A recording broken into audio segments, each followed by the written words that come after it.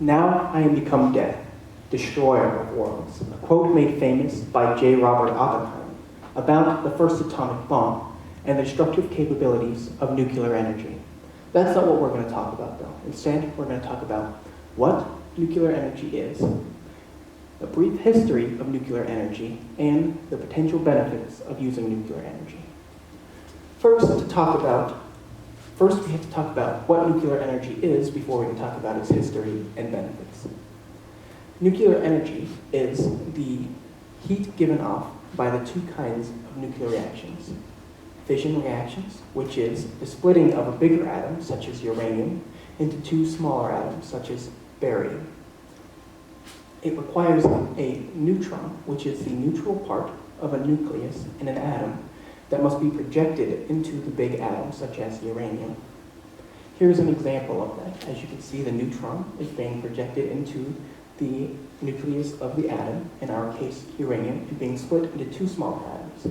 The next kind of reaction is a fusion reaction, which is the combining of two smaller atoms, such as hydrogen, into a bigger atom, such as helium. This requires immense amounts of heat and pressure, and all the stars in the universe, as far as we know, use nuclear fusion to create energy and heat. Ours uses hydrogen to be turned into helium, but bigger stars can use carbon to turn into oxygen. Here's an example of the hydrogen reaction that happens in our star. The two hydrogen isotopes combine under the heat and the pressure to create a helium and other neutrons. Now that we know what nuclear energy is, we can go over a brief history of nuclear energy. First, we're going to talk about the discovery of nuclear energy. Nuclear fission was discovered by Enrico Fermi in 1934, who bombarded uranium atoms with a nucleus and saw that it divided into smaller atoms. Although it didn't divide, it divided into smaller atoms than what he expected, and also gave off heat, which is how he discovered that the reaction creates energy. The next step was the self-sustaining chain reaction, which happened on December in 1942 by a group of scientists led by Enrico Fermi. They used cadmium rods to control the reaction. When they would put it into the reaction, the cadmium would absorb the neutrons so that it would not react with the uranium. This entered them and the world into what is now known as the nuclear age. Here is a picture of that first reactor that Fermi and his group made. The next step was the first commercial reactor, which was finished being built in 1957 in Shippingport, Pennsylvania.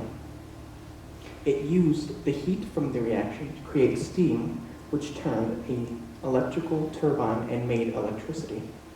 Here's an example. Here is a picture of that reactor in Shippingport. The next step in history was the national supply of energy. In 1991, the U.S. had twice as many nuclear reactors than any other country in the world, totaling around 112 reactors. Those 112 reactors were able to produce 22% of the nation's electrical supply.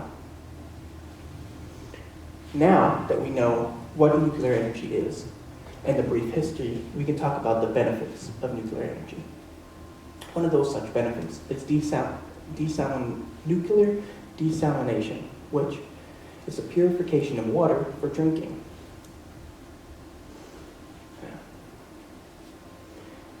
Using nuclear desalination, we limit the use of fossil fuels for the same processes that we are doing now, and we reduce the emission of greenhouse gases into the world, into the atmosphere.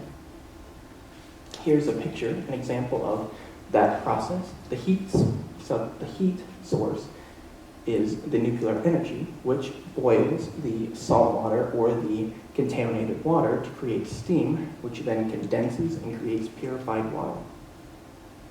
The next benefit is sterilization, which we can use to sterilize metal equipment, such as syringes, and we can also use it to sterilize prepackaged equipment, which we are not able to do with the other processes that we use now. This reduces the costs because it's not a long process, instead just one small step. The International Atomic Energy Agency found that around 12 million medical devices are sterilized by radiation annually. The next benefit is the production of hydrogen. Hydrogen fuel cells can be used in heating systems and can be used to power cars. When it's used to power cars, it reduces the amount of gas emissions into the atmosphere, such as carbon monoxide, and it is more fuel efficient than gasoline, up to twice as much. The Office of Energy Efficiency and Renewable Energy found that fuel cell vehicles can reduce carbon dioxide by 90% if the hydrogen is produced by renewable energy, such as nuclear energy. The next benefit is insect control, which we use to fight against diseases such as the Zika virus, which is rampaged throughout Brazil and the surrounding area. It can also be used to reduce the population of insects. This picture here shows the sterile insect technique, which is one of these processes that they use to fight against viruses such as the Zika virus. They first grow a population of mosquitoes in a specialized facility. They then separate the male and the female, sterilizing the males. They then take the males into the area in which they are trying to combat the disease or the population, and they release them into the population.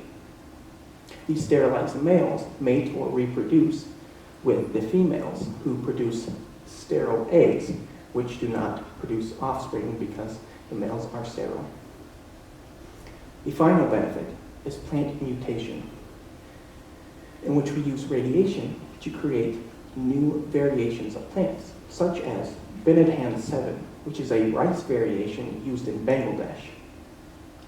This such variation is able to produce more crops, up to 1.5 to 2.5 tons more than the current strains in the area. It's also more cost effective because it only takes 115 days to fully grow and be harvestable, meaning that they can produce more crops throughout the year.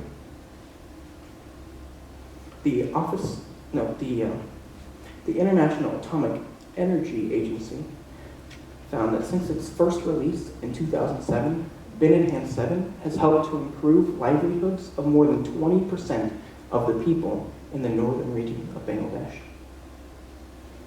In conclusion, we learned about what nuclear energy is, how the heat produced by fission and fusion reactions can create electrical energy. We then discussed a brief history of nuclear energy, starting from its discovery in 1934 all the way to current uses, current production in the United States. We then finally learned about potential benefits of using nuclear energy, such as water purification, desalination, or insect control. J. Oppenheimer sounded solace in his saying, in his quoting of the Hindu scripture, "Now I become death, destroyer of worlds."